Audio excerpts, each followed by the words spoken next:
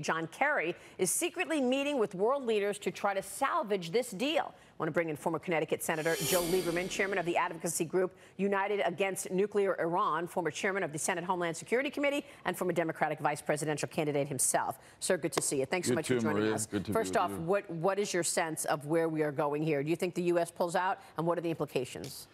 Well, I'm encouraged by what the president has said so far, and I hope he does pull out, because I give you the perspective of somebody who was in the Senate for 24 years, worked with people in both parties to put sanctions, economic pressure on Iran with a singular goal, which was to denuclearize Iran, to stop their nuclear weapons development program. And what the Obama administration and our allies in Europe did was not that. It basically gave away all our leverage against them in return for a pause in their nuclear program, if they're keeping their word, which they don't have a good reputation for doing. And it gave them $100 billion, which they've used to support terrorists and to spread their rule throughout the Middle East. So it was a bad deal, a mistake for us.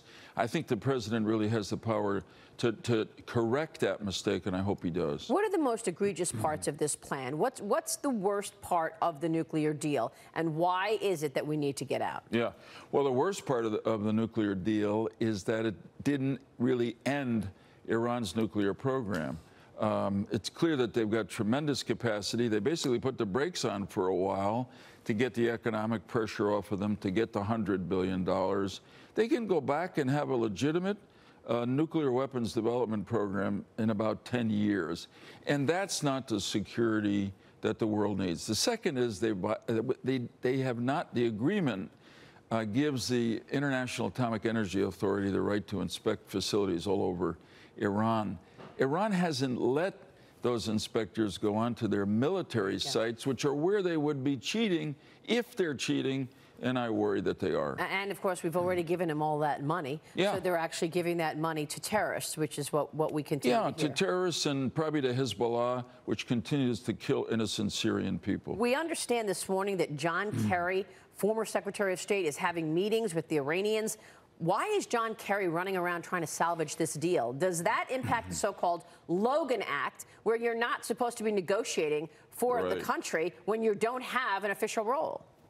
Well, it's a surprising story. So I'd say this. The Logan Act really hasn't been enforced for a long time. John Kerry is not negotiating on behalf of the U.S. government. I hope everybody he's talking to knows that. But in my opinion, what he's doing is inappropriate, and he shouldn't be doing it. And let's just take two former secretaries of state, Condi Rice, who opposes the Iran nuclear agreement, Hillary Clinton, who supported it. Neither one of them is going around talking to the Iranians, to the Europeans, and trying to, I guess, convince them to not be affected by the current Trump administration. It's a duly elected administration. So I hope John Kerry stops. Condi Rice joined me this past week and said it's just not a good deal. We shouldn't be there. But will the Europeans go along with us? Well, I think ultimately they will. They may protest if President Trump pulls out of the agreement. But, you know, in the end, what I appreciate about President Trump in this case and others, he understands America's strength. So he doesn't make decisions based on the worst fears that people say, if he does this, the sky will fall. And here's what I mean. The Iranian economy is, $400 or $500 billion. Ours is like 44 trillion. Right. So you give the European banking and business community a choice of what to do if we pull out and slap the sanctions back on Iran. It's no choice. They're going to continue to do business with us, and they're going to turn their backs on the Iranians, and most of the rest of the world will do the same. Then hopefully the Iranians will come back to the table and negotiate a total denuclearization of their country, and then we can welcome them into the world community. Incredible. Incredible what's going on, and then you've got a North Korean